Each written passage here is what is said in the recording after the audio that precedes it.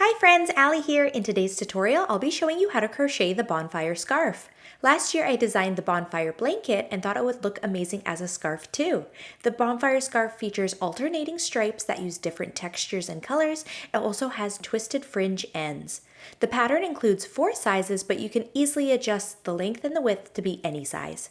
If you want to follow along with the free written pattern for the Bonfire scarf, you can find it on my website, theturtletrunk.com, or if you'd like the ad-free printable PDF, you can find that in my Etsy shop and on Ravelry. I'll leave links to all of those down in the description box below. If you're ready to get started, let's head over to our supply list and our size chart and let's get making. For this pattern, you'll need medium 4-weight yarn. In the next slide, I'll show you how many yards you'll need and what yarns I used. You'll also need a 6.5mm or K hook, scissors, a yarn needle, and a tape measure for the twisted fringe. There's a gauge pattern there at the bottom if you want to check that before getting started. Here is our size chart. I've included 4 size options here. There's Kids Standard, Kids Large, Adult Standard, and Adult Large. The photos I shared at the beginning of the video are of an Adult Large. So the large scarves both have 7 stripes and measure about 21 inches wide, and the standard scarves have 3 stripes and measure 9 inches wide. The kids sizes are both 48 inches long, and the adult sizes are 60 inches long. These lengths do not include the twisted fringe, which can be made to any length you'd like, or you don't even have to add it at all if you don't want to. So take a look at the chart and find the size you want to make. Then in the second column, you'll see how many stitches you need to work for row 1. And from row 1 on, the stitch count will always be this number, so you want to make sure that you remember it. The third column shows how many total rows and stripes you'll work for your scarf. Then the last column is how many yards of yarn you'll need in each color. So at the bottom, you can see how I planned out the colors. So all of the colorful stripes, which are the odd number stripes, 1, 3, 5, 7, are rice stitch stripes, which I chose to do each one in its own color. Then the gray stripes and the even numbered stripes, 2, 4, 6, are our half double crochet stripes, which I did all the same color. So you can follow this color plan if you'd like, and if you do, you can find the yardage for each color in the chart, but feel free to use as many or as few colors as you'd like. In the bottom left-hand corner, you'll see how to adjust the length and the width so you can make your scarf any size that you'd like. To adjust the length, you'll need to work any odd number of stitches across for row 1, and to adjust the width, you can work as many stripes as you'd like. Before we move on to the tutorial, I'm just going to quickly show you the yarn that I used for my scarf. So I am making the adult large, so I have 5 colors here, and I used 3 different yarn brands for mine because I had a very specific color palette I wanted to use, and I couldn't find the perfect colors all in one brand, so I mixed and matched, and I'm really happy with how these all work together. So I used Red Heart Super Saver in oatmeal and charcoal, Big Twist Value, which is at Joann's, in mustard and rust. Then I used I Love This Yarn, which is from Hobby Lobby, in antique teal. The I Love This yarn is by far the softest of them, and it's also slightly thicker and stretchier, but it really didn't affect the outcome of the scarf, and I really love these colors together. So if you're ready to get started, let's grab our supplies and let's get making. Begin by making a foundation double crochet row, which is working our foundation chain and our first row of double crochets together at once. It creates a really nice bottom edge, and it's also stretchier than a regular foundation chain. If you'd like to work a regular foundation chain and double crochet into it, you can do that too though. So we're going to begin by chaining 3.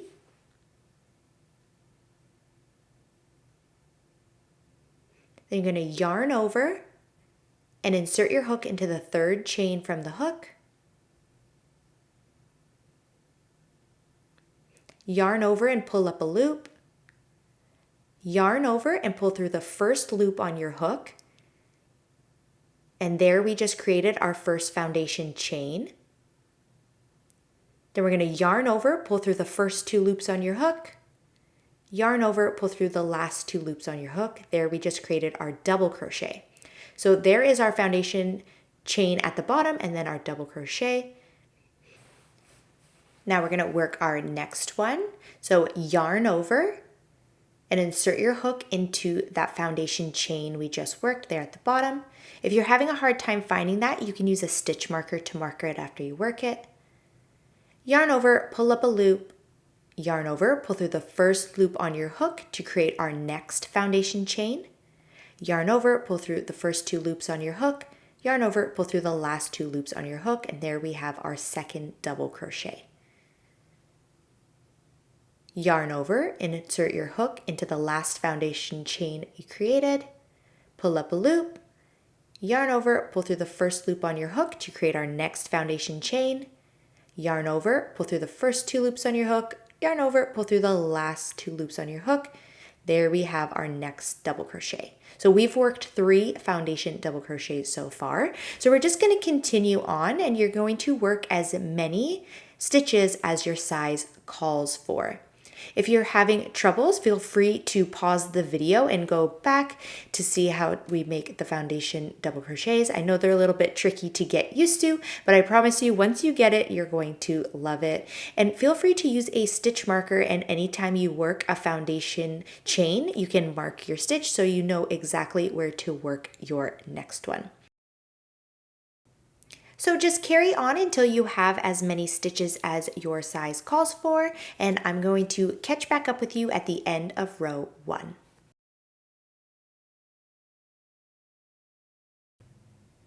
So I've just reached the end of row 1, and this is what it's looking like so far.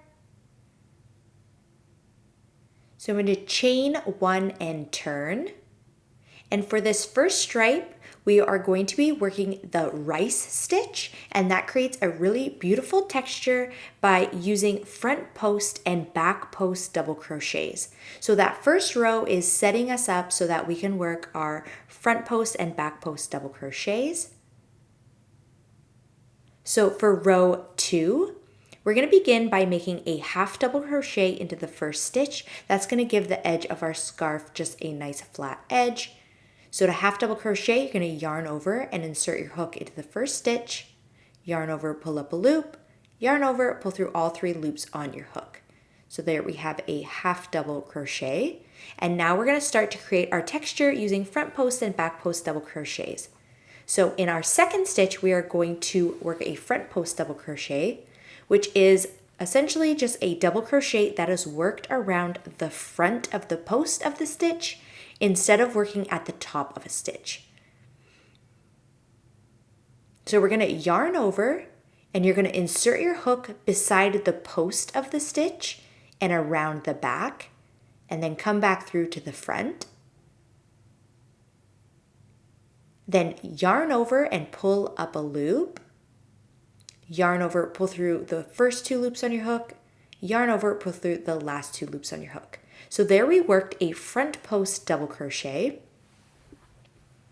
And now in the next stitch, we're going to work a back post double crochet. So again, that's just working a double crochet, but this time we're going to work around the back of the post. So yarn over and insert your hook behind the stitch, working your hook in front of the stitch and then going to the back again. Yarn over and pull up a loop.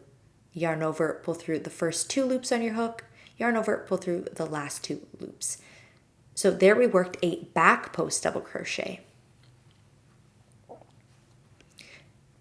So now we're just going to repeat working front post double crochet, back post double crochet, all the way across until we only have 2 stitches left for row 2. So we're going to work a front post double crochet into our next stitch. So yarn over and insert your hook beside the post of the stitch into the back and bring it around to the front. Yarn over, pull up a loop, yarn over, pull through the first 2 loops on your hook, yarn over, pull through the last 2 loops. So there we have a front post double crochet. And now we're going to work a back post double crochet into the next. Yarn over, insert your hook behind, going around the front of the post of the stitch and to the back again. Yarn over, pull up a loop, yarn over, pull through the first 2 loops on your hook, yarn over, pull through the last 2 loops on your hook. There we have a back post double crochet. So we're going to repeat working a front post double crochet, then a back post double crochet all the way across for row 2 until we only have 2 stitches left. So I'm going to continue on and I'll catch back up with you at the end of row 2 when we only have 2 stitches left.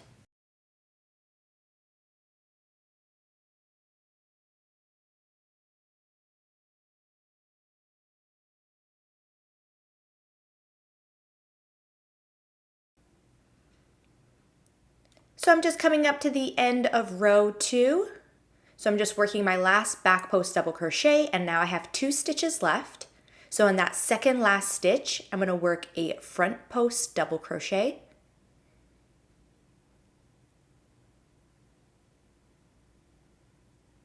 And then I'm going to work a half double crochet into the very last stitch.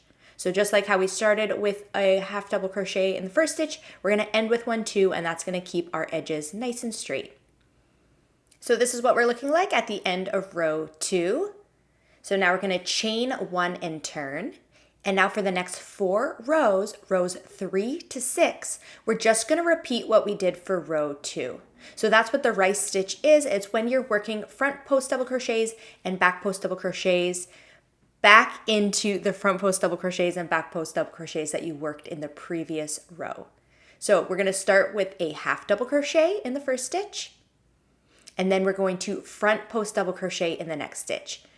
So that stitch is going to be hidden behind. That was our front post double crochet from the previous row. So now we're going to work a front post double crochet around that post. So it's a little bit hidden there. And this is going to create a really cool texture. So now in the third stitch, we're going to work a back post double crochet.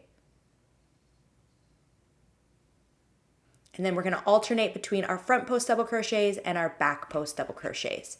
So you're going to be working your front post double crochets into the front post double crochet from the previous row and your back post double crochets from your back post double crochets from the previous row.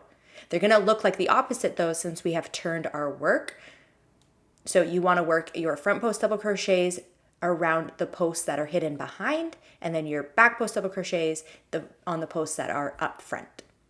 So we're just going to alternate our front post double crochets and back post double crochets until we reach the end and we only have 2 stitches left. So I'm going to carry on and I'll catch up with you at the end of row 3.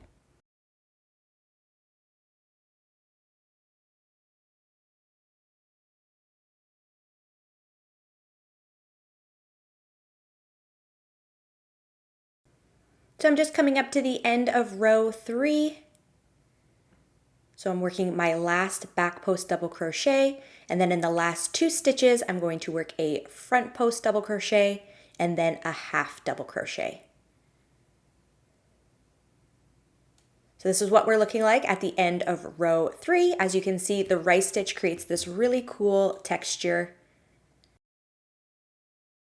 So for the next 3 rows, rows 4 to 6, we are just going to continue on. We're going to repeat row 2 and continue on with our rice stitch. So I'm going to chain 1 and turn, and I'm just going to carry on. So I'm going to catch back up with you at the end of row 6, where we're going to change colors and we're going to work on our next stripe. So just carry on and I'll catch back up with you at the end of row 6.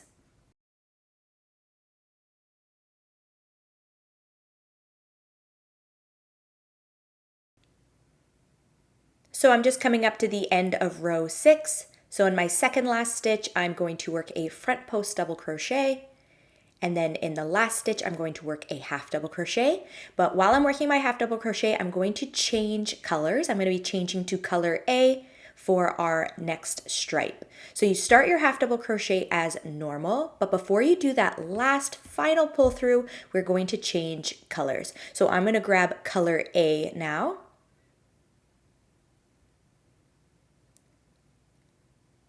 And I'm just going to do my final pull through with color A. So just loop it around your hook and pull it through. Then we're going to chain 1. And then we're going to continue on with color A. So now you can cut off your color B yarn. leaving at least 4 inches, enough that you can weave in that end when you're all finished. I like to just take my tail ends, so my tail end from color B and A, and just tie them together. That way they won't come undone. And then I'm going to weave in all of my ends when I'm done my scarf, so I'm just going to leave those there. Feel free to weave in your ends as you go if you would like. So now we are on to our next stripe. So for rows 7 to 12, the next 6 rows, all we're going to be doing is working 1 half double crochet into each stitch. So starting in that first stitch, we're just going to work a half double crochet, and we're going to work 1 half double crochet into each stitch across. So this stripe is fairly simple. We're just working 1 stitch all the way across for 6 rows.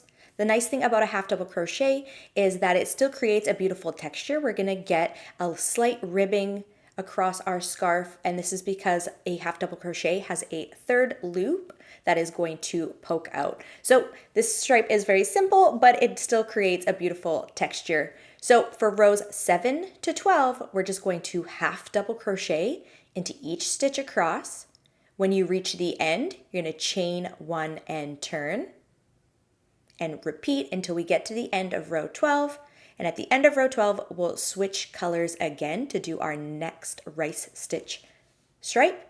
So I'm just going to carry on, and I'm going to catch up with you at the end of row 12, where we'll change colors again and start our next stripe. So I'm just coming up to the end of row 12. So on that very last stitch, I'm going to change colors. So I'm going to start my last half double crochet as normal, but before doing that final pull through, I'm going to drop my current color and pick up my next color, color C. So I'll be using this rust color. So just do your final pull through with your new color.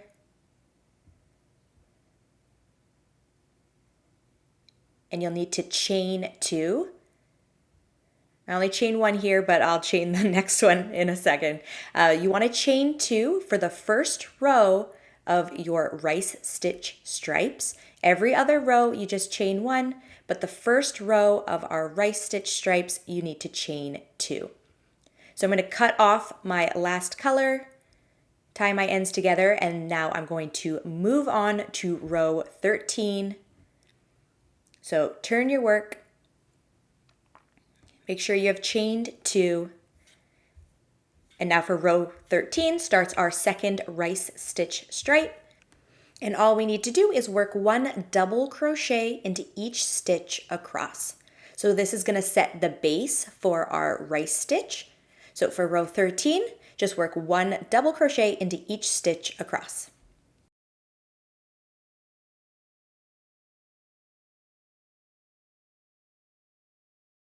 I'm just coming up to the end of row 13. So I just worked 1 double crochet into each stitch across. So we've set our base for our rice stitch. Now we're going to chain 1 and turn. And now we're on to row 14. So for rows 14 to 18, we're going to work 1 half double crochet into the first stitch, front post double crochet into the next stitch, then back post double crochet into our next stitch. Front post double crochet into the next stitch, back post double crochet into the next stitch, and we're just going to alternate between front post double crochets and back post double crochets all the way across until we only have 2 stitches left. So I'm going to continue on, and I'll catch up with you at the end of row 14.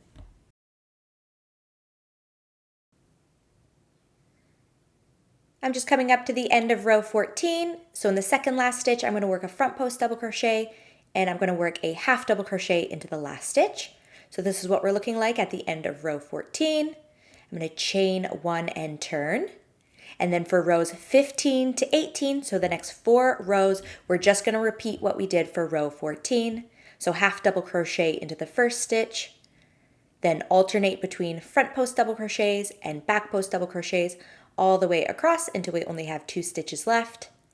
front post double crochet in the second last stitch, and half double crochet into the last stitch. So I'm just going to repeat that until I reach the end of row 18. So I'm going to continue on and I'll catch up with you at the end of row 18. So I'm just coming up to the end of row 18. So if you are working one of the standard size scarves, you're going to end here. So just work your last half double crochet as normal, and then you're going to move on to the fringe and the ending of our scarf. So I'll put a timestamp down below for where that is, so you can just move on to the next step. If you are making one of the large size scarves, we are going to carry on and make more stripes. So if you are making a large size, you're going to change to color A, chain 1 and turn.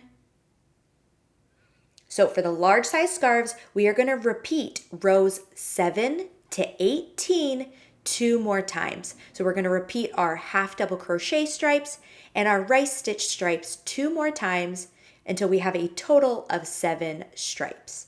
So I'm just going to carry on repeating rows 7 to 18 2 more times until I have a total of 7 stripes and 42 rows. Now feel free, if you want to change the width of your scarf, you can work as many stripes as you would like to get your desired width, but I'm going to carry on and I'm going to catch up with you when I reach the end of row 42.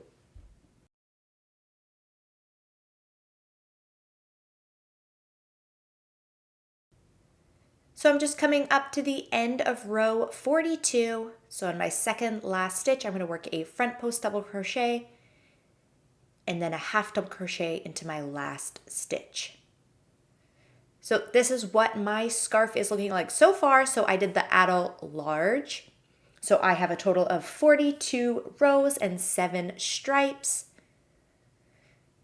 So I am not going to tie off my end. I'm going to leave it attached so that I can add twisted fringe. If you do not want to add twisted fringe or you want to add regular fringe, you can tie off your yarn and weave in all your ends. So before I move on to my twisted fringe, I'm just going to leave my current color attached, but I'm going to weave in the rest of my ends first.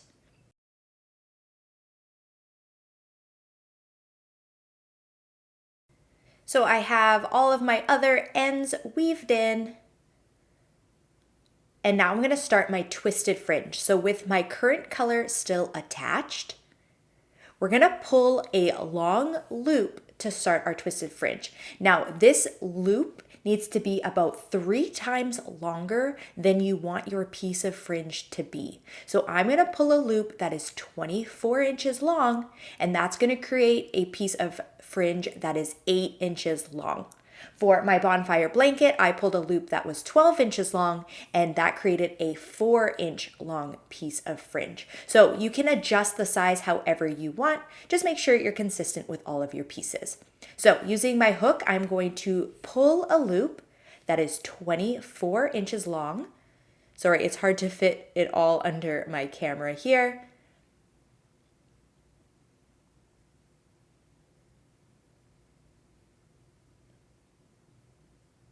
So I have a loop that is 24 inches long. And then I'm going to remove my hook. And using my finger, I'm going to twist the loop clockwise. So with my left hand, I'm going to hold the base, so where the loop starts at the scarf, I'm going to hold that. And then with my right hand, I'm going to use my finger and I'm going to twist the loop about 80 times. Now, depending on the length of your loop, you might need to twist it more or less, but you just want to keep twisting it until it starts to spring back on itself. So I found for this 24-inch long loop that 80 times was good. So just keep twisting clockwise until it springs back on itself. So you can see it springing back on itself. So that was after about 80 spins. So now I'm going to remove my finger and replace it with my hook. So make sure that your twist doesn't come undone. So now my hook is inserted. Now I'm going to go back to the base of my scarf and working in the next row down on the edge of my scarf, I'm going to slip stitch. And now we have a messy looking twist there. So we're gonna pull out that loop, and now we are going to twist it counterclockwise about 20 times or until just a nice twist forms. So you wanna twist it counterclockwise, and that's just gonna clean up that twist. And there you go. Once you let go, once you pull your finger out, it will just be this nice little twist, and it shouldn't come undone or anything. So what I love about twisted fringe is that it doesn't fray like regular fringe, so you can wear it and wash it and it will just stay nice and twisted like that. So now we're just going to repeat that all the way down. So we're just going to pull our next loop to where we last attached. Now there are 6 rows per stripe, but I was able to fit in 8 pieces of fringe per stripe. Now you can add more or less depending on how dense you want the fringe to be on the sides, but I worked 8 per stripe, and I just tried to work them evenly down the side of the scarf. So I'm going to show you again how to work a piece of fringe, and then after this I'm actually going to show you a little hack to make it go by faster, because after I got about a quarter of the way through working my fringe, my finger started to hurt really bad, so I needed to find a quicker and easier way to do this. So I'm going to show you one more time by hand so you get the idea, and then I'm going to show you a little hack. So again, I'm going to pull a loop that is 24 inches long.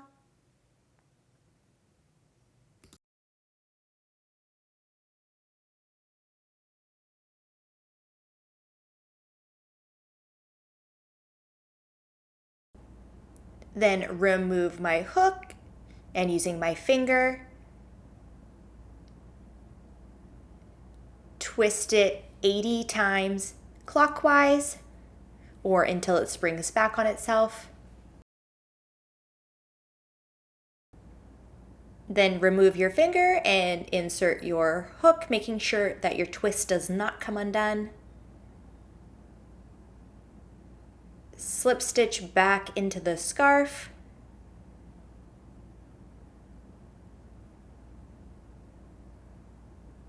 So you're just trying to work your pieces of fringe as evenly across as possible. So I'm going to slip stitch.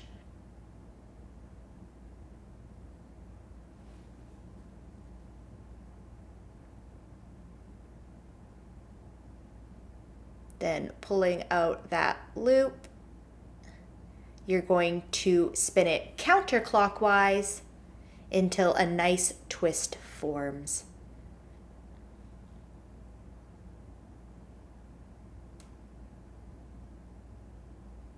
And there we go. There we have our second piece of fringe.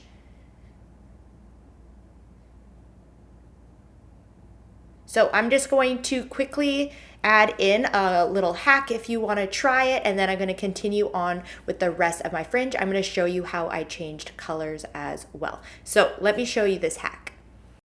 So like I said, after I got about a quarter of the way through doing my fringe, my finger and my wrist were hurting from twisting so much. So I came up with this little hack. So I took this power screwdriver that I have, you could use a drill as well, and I attached this hook to the end. This was just a wall hook I found in my junk drawer. I don't have an adjustable bit thing at the end, so I had to just tape mine on. If yours is adjustable, you could probably just put the hook in and adjust it to fit.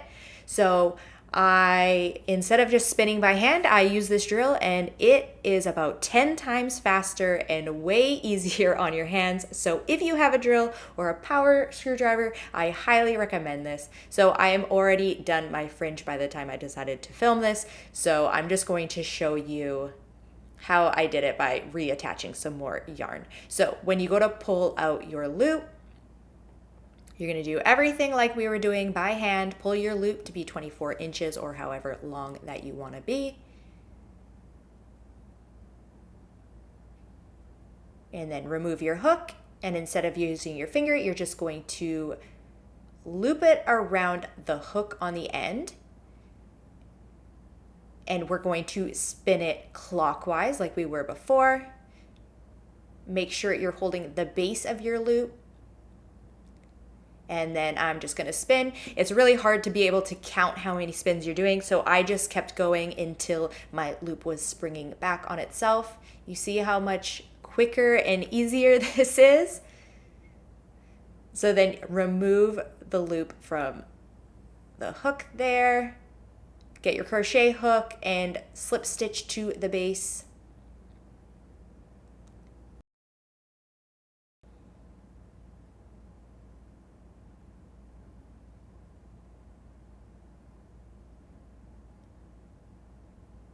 Then we're gonna put it back on our hook and spinning it counterclockwise, so make sure you put it to go the other way.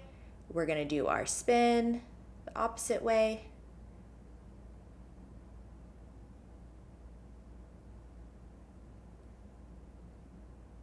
And there we go. So that was way quicker and way easier. I seriously spent hours doing about a quarter of my fringe by hand, and I just needed to find a quicker and easier way, and I was able to finish the rest of my scarf in under 30 minutes by using this technique. So I highly suggest it if you have these tools to try this out, as it will make it way easier.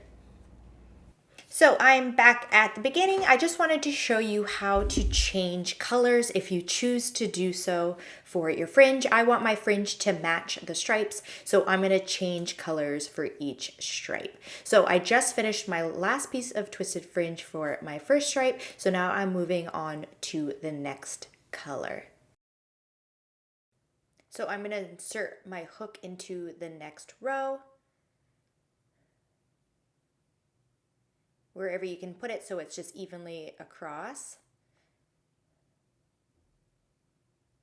So I'm gonna drop my last color, and now I'm gonna pick up my new color and just loop it around my hook and pull it through. And then pull it through the loop on your hook as well. So now we're just gonna carry on with our new color. Again, like I did before with the scarf, I'm just going to tie my tail ends together, and then I'm gonna weave those in when I'm all done my fringe. So now we're just gonna carry on like we did with our last piece of fringe. We're just gonna carry on with our new color, and we're gonna repeat that all the way down the side of our scarf. So I'm gonna continue doing that, and then I'm gonna show you where to attach to do the other side of our scarf.